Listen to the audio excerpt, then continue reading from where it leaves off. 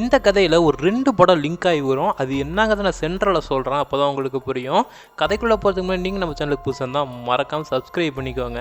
கதையோட ஸ்டார்டிங்கில் அலெக்சாண்டர் போர் தொடுக்கிறதுக்காக ஒரு காட்டுக்குள்ளே போகிறாரு. அப்போ கூட இருக்கிறவன் உள்ளே போகாதீங்க, இது வேதாளங்கள் இருக்கிற காடுன்னு சொல்ல அதையும் மீறி அவர் உள்ளே போகிறாரு. அப்போ தான் எக்ஸாசான் அப்படிங்கிற ஒரு வேதாளத்தை காமிக்கிறாங்க. அது தொடுத்த போரில் அலெக்சாண்டர் அவங்க கூட வந்த எல்லாத்தோட ரத்தத்தையும் குடிச்சு அந்த ஒரு போரில் இந்த வேதாளங்கள் ஜெயிச்சிருது. அப்படியே கட் பண்ணால் ப்ரெசென்ட்டில் ஹீரோவை காமிக்கிறாங்க. ஹீரோ ஒரு ஜேர்னலிஸ்ட்டாக இருப்பான், நிறையா ஹாரர் ஸ்டோரிஸ்லாம் வெறித்தனமாக எழுதுவான். ஆனால் இவனுக்கு கொஞ்சம் பயமும் அதிகம். இப்படி இவனோட வாழ்க்கை போயிட்டுருக்க ஒரு நாள் ஒரு ஹாரர் எடுக்கலான்னு சொல்லிட்டு ஒரு காட்டுக்குள்ளே போகிறாங்க. போகிறவன் செல்ஃபி எடுக்க அதில் ஒரு கரடி தெரியுது. கரடியை பார்த்த வேகத்தில் இவன் ஓட, பட் இருந்தாலும் கரடி விடாமல் துரத்திட்டு வருது. ஒரு இடத்துல கால் ஸ்லிப்பாகி போய் ஒரு மரத்துக்கல்ல மாட்டிக்கிறான். அங்கேருந்து கரடினாலையும் ஒன்றும் பண்ண முடியல. அந்த டைமில் தான் ஹீரோயினோட என்ட்ரி. ஹீரோயினோட பேர் தலாக்கா, நம்ம ஹீரோயின்னு வச்சுக்கலாம். ஹீரோயின்னா ஹீரோவை காப்பாற்றி ஒரு இடத்துல படுக்க வச்சு ட்ரீட்மெண்ட்டும் பார்க்குறாங்க. நம்ம ஹீரோ கண்ணை முழிச்சு பார்க்குறான். பார்த்தா உள்ள யாருமே இல்லை. கொஞ்சம் அவனுக்கு பசியும் எடுக்குது. சரின்னு வெளியே போனால் நம்ம ஹீரோயின் தான் இருக்காங்க. என்னம்மா காட்டில் வழி தவறிக்கிதை வந்துட்டியா, உன்னை நான் காப்பாற்றுறேங்கிற மாதிரி சொல்ல, ஹீரோயின் உன்னையே நான் தாண்டா காப்பாற்றுறேன், நீ என்னடா என்ன காப்பாற்றுறதுங்கிற மாதிரி பார்க்குறாங்க. அதுக்கப்புறம் ஹீரோவுக்கு கொஞ்சம் கறியை கொடுத்து சாப்பிட சொல்ல, ஆனால் ஹீரோ அதெல்லாம் சாப்பிடல. உடனே திராட்சையை கொடுக்குறாங்க. நம்ம ஹீரோ சாப்பிட்டு கொஞ்சமாக ஹீரோயினுக்கு கொடுக்க, ஹீரோயின் அதை வேண்டாங்கிற மாதிரி தட்டி விட்டுறாங்க. இப்போ அதே காட்டில் நிறையா வேதாளங்கள் இருக்குது. இவங்களுக்குலாம் தலைவன் மாதிரி இருக்கிறவன் தான் எக்ஸாசான். இவனுக்கு ஒரு படையெல்லாம் படைச்சு இவனுக்கான விஷயங்களெல்லாம் பண்ணோம். அதுக்காக தான் கூட இருக்கிற வேதாளங்கள்லாம் கரடியை தூக்கி எக்ஸாசான் இருக்கிற குகையில் போட, பட் ஆனால் எக்ஸாசான் அதெல்லாம் சாப்பிட மாட்டோம், ஒரு மனித ரத்தம் தான் வேணுங்கிறாங்க. அதனால் இருக்கிற வேதாளங்கள்லாம் மனிதனை தொலைவி போகுது அந்த காட்டில். அதே டைம் நம்ம ஹீரோவை காமிக்கிறாங்க. ஹீரோக்கும் ஹீரோயின் மேலே சின்னதாக ஒரு லவ் வருது. கொஞ்ச நாள் ஹீரோவை ஹீரோயினை அங்கேயே தங்க வைக்கிறாங்க, உன்னுடைய காயங்கள்லாம் ஆடுற வரைக்கும். கடைசியில் நம்ம ஹீரோ போய் ஹீரோயினை கிஸ் பண்ணலான்ட்டு போக அப்போ தள்ளி விட்டுறாங்க. பட் இருந்தாலும் நம்ம ஹீரோயின் மனித ரத்தத்தெல்லாம் குடிப்பாங்கல்ல, ஸோ அதனால் ஹீரோயினுக்கு அப்பப்போ ஹீரோவை கொல்லணும்னு தோணும். பட் இருந்தாலும் ஹீரோயினால் ஹீரோவை கொல்ல முடியல. இப்படியே நம்ம ஹீரோவோட காதல் ஒரு பக்கம் போயிட்டு இருக்க, வேதாளங்களோட கண்ணில் நம்ம ஹீரோ பட வேதாளங்கள்லாம் இவனை தூக்கிட்டு போய் எக்ஸாசானுக்கு பலி கொடுக்க போகிறேன்னு நின்றுட்டு இருக்குதுங்க. இதை பார்த்த நம்ம ஹீரோயின் எப்படியாவது அளவுக்கு காப்பாற்றியே ஆகணும்னு சொல்லி நம்ம ஹீரோயின் அவங்களோட விதிமுறைகளை எல்லாத்தையுமே மீறி கூட போய் நம்ம ஹீரோவை காப்பாற்றிடுறாங்க. காப்பாற்றி ஓடி வந்தவங்க இதுக்கு மேலே என்னால் வர முடியாது, நீ இங்கேருந்து கீழே குதிச்சு எங்கேயாவது தப்பிச்சு போயிருன்னு சொல்கிறாங்க. பட் இருந்தாலும் நம்ம ஹீரோக்கு ஹீரோயினை விட்டு போகிறதுக்கு மனசே இல்லை. அதனால் ஹீரோயினையும் கூப்பிட, ஹீரோயினும் ஹீரோவும் இப்போ அந்த மலை மேலே இருந்து குதிக்க 2 பேரும் போய் வண்டியில் விழுகிறாங்க. இப்போ ஹீரோவோட வீட்டில் ஹீரோவோட அம்மாவும் அப்பாவும் ஹீரோவோட ஃபோட்டோவை வச்சு அழுந்துட்டு இருக்காங்க, பையன் செத்து போயிட்டான்னு. ஆனால் அந்த டைமில் கரெக்டாக ஹீரோ உள்ளே வந்துடுறாரு நம்ம ஹீரோயினையும் கூப்பிட்டுக்கிட்டு. என்னதான் ஹீரோவோட அப்பாவுக்கு கொஞ்சம் டவுட் இருக்க, பையனை தனியாக கூப்பிட்டு விசாரிக்கிறாரு. அவர் கேட்குற பதிலுக்கெல்லாம் பையன் கரெக்டாக பதில் சொல்ல, அதுக்கப்புறமேட்டு இவரும் புரிஞ்சுக்கிறாரு. அதுக்கப்புறம் இந்த பொண்ணு யார் இருப்பான்னு சொல்லி கேட்க, இந்த பொண்ணோட வீட்டில் பிடிக்காத அவனை பிடிச்சி கட்டி வைக்க போகிறாங்க, அதனால இவளையும் என் கூட கூப்பிட்டு வந்துட்டேன், இவன் தான் என்ன அந்த கரடிக்கிட்ட இருந்து காப்பாற்றி என்னை பத்திரமா பார்த்துக்கிட்டான்னு சொல்ல, சரின்னு ஹீரோவோட அம்மாவும் இங்கே இருக்க சம்மதிக்கிறாங்க. நைட் எல்லாருமே சாப்பிட்றாங்க. பட் இருந்தாலும் நம்ம ஹீரோயின் தான் பியூர் நான் வெஜிடேரியன் ஆச்சு. அதனால் நம்ம ஹீரோயினுக்கு இந்த வெஜ்ஜெல்லாம் சுத்தமாக செட் ஆகலை. அதனால் அவங்க சாப்பிட மாட்டாங்க, கொஞ்சம் வேறு மாதிரி பிஹேவ் பண்ண, சரின்னு நம்ம ஹீரோவோட அம்மாவை நீ போய் படுத்துக்கோமாங்கிற மாதிரி சொல்கிறாங்க. அதே டைம் நம்ம ஹீரோயின் வெளியே இருக்கிற ஒரு நாயை பார்த்துட்டு அதோட ரத்தத்தை குடிக்கலான்ட்டு அங்கேருந்து எகிரி போக, அப்போ நம்ம ஹீரோ தான் உள்ளே புந்து காப்பாற்றுறாரு. அதுக்கப்புறம் நம்ம ஹீரோயினை ஒரு பப்புக்கும் கூட்டிகிட்டு போகிறாங்க. அங்கே போய் ரத்தம் மாதிரியே இருக்கிற ஒரு ஒயினை கொடுக்க, நம்ம ஹீரோயினாக அதை ஃபுல்லாக குடிச்சிட்டு ஒரு குத்தாட்டத்தை போடுறாங்க. அதுக்கப்புறம் சரின்னு ஹீரோயினை வீட்டுக்கு கூட்டிகிட்டு வர வரல ஒரு 4-5 பேர் பின்னாடியே ஃபாலோ பண்ணிட்டு வர, நம்ம ஹீரோவும் வார்னிங்லாம் கொடுக்குறாரு, இதுக்கு மேலே பின்னாடி வந்தீங்கன்னா உங்களெல்லாம் முடிச்சிருவோண்டாங்கிற மாதிரி. பட் ஆனால் அதெல்லாம் கேட்காம நம்ம ஹீரோவே அடித்து போட, அங்கே வந்துச்சு பாருங்க நம்ம ஹீரோயினுக்கு கோவம். எல்லாத்தையுமே வெறித்தனமாக அடித்து அவங்களோட உண்மையான உருவத்தை காமிக்க எல்லாம் பயந்து அலறடிச்சு ஓடுறானுங்க. அதுலேயும் நம்ம ஹீரோயின் அவங்களோட ரத்தத்தை குடிக்கலான்ட்டு போக, அங்கேயும் நம்ம ஹீரோ தான் வந்து தடுத்து நிறுத்துறாரு. அதுக்கப்புறம் அடுத்த நாள் இன்ஸ்பெக்டர் ஒருத்தர் ஹீரோவோட வீட்டுக்கு வராங்க. இந்த இன்ஸ்பெக்டரும் ஒரு வேதாளம் தான். அவங்க நம்ம ஹீரோயினை தனியாக கூப்பிட்டு, நீ தானே அந்த 4 பேர்த்து அடித்து கொண்டான்னு சொல்லி கேட்க, ஆனால் நம்ம ஹீரோயின் அவங்கள கொண்டிருக்க மாட்டாங்க, இவங்களை தேடி வந்த வேதாளங்கள் தான் அந்த ஒரு வேலையை பார்த்துருக்கோம்.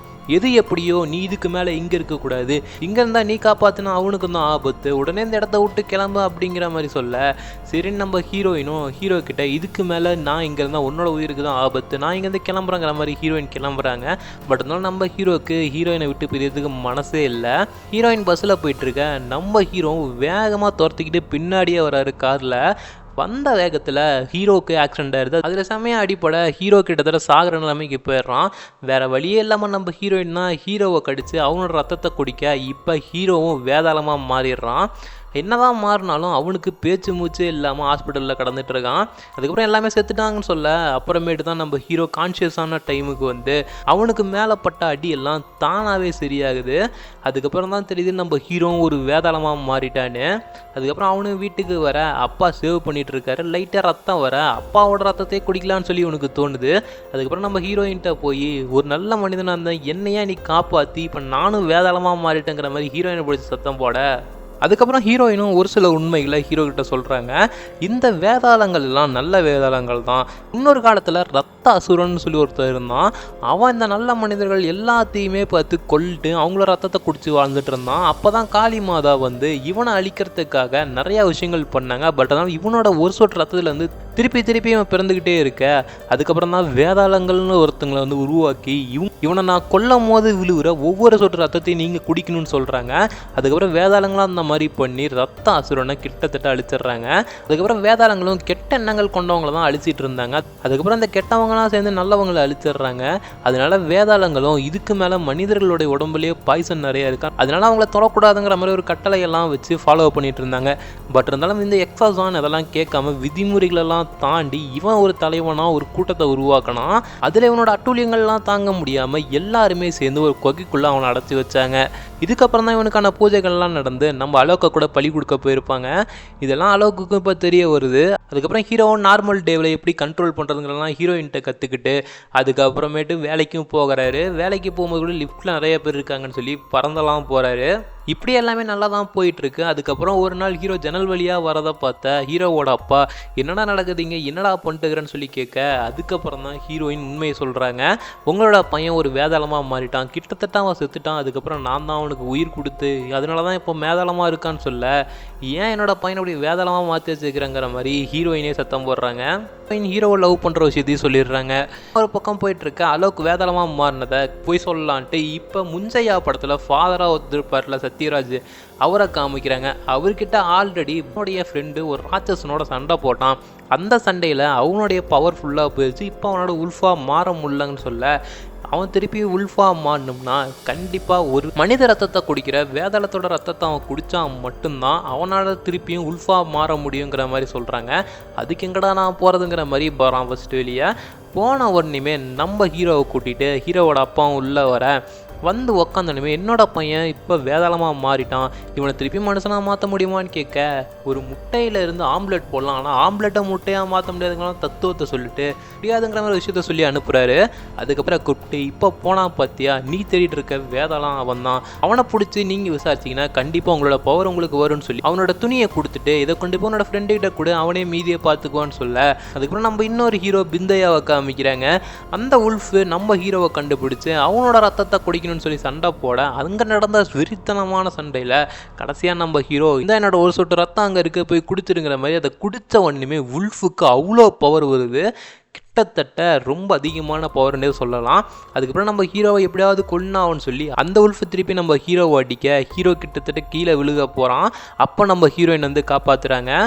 உல்ஃபா மாறினாலும் இவனோட ரத்தத்தை குடித்தா ஒரு சொட்டு ரத்தத்துக்கு இவ்வளோ பவர், அப்போ இவனோட முழு ரத்தத்தை குடித்தா எப்படி இருக்குங்கிற மாதிரி அந்த உல்ஃப் அங்கேருந்து போகுது. கிட்டத்தட்ட இப்போ நிறையா விஷயங்கள் நடந்து முடிஞ்சிருச்சு. இப்போ இன்ஸ்பெக்டர் திருப்பியும் நம்ம ஹீரோயினை பார்க்க வராங்க. இதுக்கு மேலே நீ இவன் கூட இருந்தனா கண்டிப்பாக அவனுக்கு தான் ஆபத்து, நீ ஃபஸ்ட்டு இங்கேருந்து போங்கிற மாதிரி சொல்லிட்டு ஹீரோவை கூட்டிகிட்டு இன்ஸ்பெக்டரோட இடத்துக்கு போகிறாரு. அங்கே ஒரு வைன்லாம் கொடுத்து அவனுக்கு கிட்டத்தட்ட மயக்க நிலைமைக்கு கொண்டு போயிடுறாரு. அதுக்கப்புறம் அளவுக்கு எந்திரிச்சு பார்த்தா அங்கே ஹீரோயினை காணோம். இப்போ ஹீரோயின் செஞ்ச தப்புக்காக ஹீரோயினை வேதாளங்கள்லாம் சேர்ந்து எக்ஸாசான்கிட்ட கூப்பிட்டு போகிறாங்க. அதாவது இவ விதிமுறைகளை மீறினதுனால எக்ஸாசான் இப்போ வெளியே வந்துட்டான். அதனால இவளை கிட்டத்தட்ட 100 வருஷம் உள்ளடைக்கணும்னு சொல்ல ஹீரோவும் ஹீரோவோட அப்பா கிட்ட என்னால் அவளை இதுக்கு மேலே காப்பாற்ற முடியாது, என்ன பண்ணுறதுங்கிற மாதிரி கேட்க அதே எப்படி அவனால் காப்பாற்ற முடியாது, அவள் உனக்காக விதிமுறைகள்லாம் மீறி அவள் உன்னை காப்பாற்றினா நீ அதே மாதிரி ரூல்ஸை மீறி போய் காப்பாற்றல தப்பு இல்லைன்னு சொல்ல அதுக்கப்புறம் அலோக்கும் திருப்பி அந்த காட்டுக்குள்ளே போய் எல்லா இடத்துலையுமே தேடுறான். பட் ஆனால் அங்கே வேதாளங்கள் இருந்ததுக்கான அடையாளமே இல்லாத மாதிரி இருக்குது. அதுக்கப்புறம் ஒரு மரத்து மேலே கை வைக்க அது வேற ஒரு இடத்துக்கு கூட்டிகிட்டு போகுது. கிட்டத்தட்ட ஒழித்து வச்சுருக்காங்க ஒரு இடத்தையே. அங்கே அளவுக்கு உள்ளே பூந்து எக்ஸாசானோட சண்டை போட்டு நம்ம ஹீரோயினை காப்பாற்ற அந்த இடத்துல எக்ஸாசான் எப்படி கொல்ல திரும்பியும் பார்த்தீங்கன்னா அந்த ரத்தம் அலக்க மாதிரியே வந்துக்கிட்டே இருக்கான். ஒரு கட்டத்தில் எக்ஸாசான் அடிச்சா இல்லை நம்ம ஹீரோ அங்கேயே செத்துடுறாரு. நம்ம ஹீரோ திருப்பி செத்துட்டான். இதை பார்த்து நம்ம ஹீரோயின் ஒரு கத்த கிட்டத்தட்ட எல்லாமே அலறுது. இதனால உள்ளே இருந்த காளி மாதாவோட சக்தி ஆக்டிவேட் ஆகி நம்ம ஹீரோவுக்கு திருப்பியும் உயிர் வந்துடுது.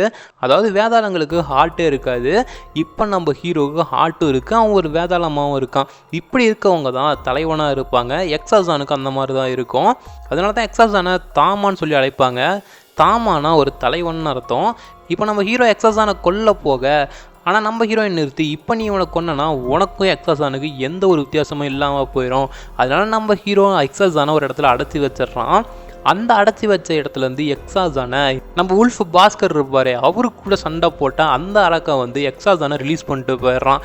இப்போ இவங்க 2 பேரும் தப்பிச்சிட்டாங்க. அதே டைம் இப்போ அளவுக்கூட ரத்தத்தை குடிக்கிறதுக்காக அந்த ஓனாயும் வந்துக்கிட்டு இருக்கு. அதாவது நம்ம பாஸ்கர் தான் வந்துட்டு இருக்கிறாரு ஒரு பக்கம். இதுக்கப்புறம் என்ன நடக்க போகுதுங்கிறத தம்மா பார்ட் 2ல் தான் தெரியும். ஆல்ரெடி பிந்தையா முஞ்சையா இந்த படத்தெல்லாம் பார்த்துருந்தீங்கன்னா இது உங்களுக்கு நல்லாவே புரியும். அந்த படத்தோட எக்ஸ்ப்ளனேஷனோட லிங்க்லாம் கீழே டிஸ்கிரிப்ஷன்லேயும் மேலே ஐகார்ட் பட்டன்லையும் கொடுக்குறேன், போய் மறக்காமல் செக் பண்ணி பாருங்கள். தம்மா படம் உண்மையாலுமே செம்மையாக ரொம்ப அழகாக அமைஞ்சிருக்கு.